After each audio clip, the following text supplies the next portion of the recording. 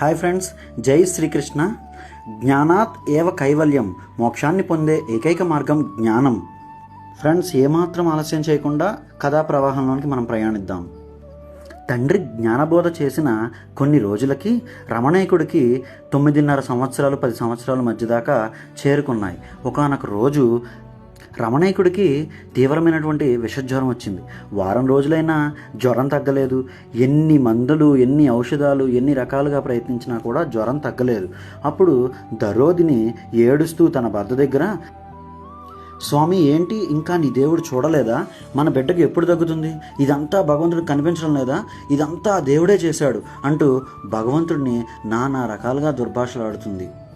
ఇలా మాటలన్నీ విని తట్టుకోలేని అనవేకుడు ఇలా అంటాడు, దరోదిని, నువ్వు కాస్త శాంతం వహించు, అంతా మంచే జరుగుతుంది. దేవుడు కూడా కష్టాలు పడ్డవాడే. రామాయణంలో రాముడు పడలేదా? ద్వాపరంలో శ్రీకృష్ణుడు నిందలు మోయలేదా? ఏమి మాట్లాడుతున్నావు దరోదిని?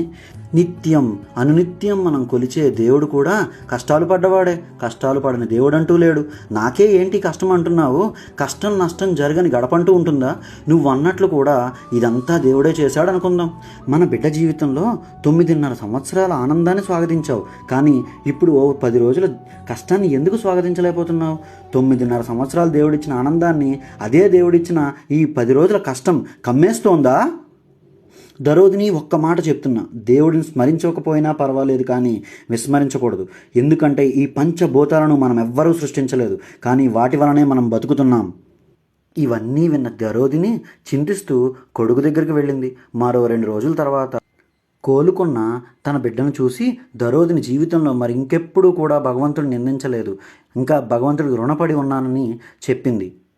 ఇలా కాలం గడుస్తున్న కొద్దీ రమణీకుడికి 10 ఏళ్ళు నిండాయి. అప్పుడు అనివేకుడు దరోదిని ఇద్దరూ కలిసి తమ పుత్రుడిని వారి గ్రామానికి దగ్గరలో కిరణకోన అనే గ్రామంలో మహాగురువు దిక్రంతుల వారి గురుకులానికి విద్యాభ్యాసానికి పంపించేందుకు నిశ్చయించుకున్నారు.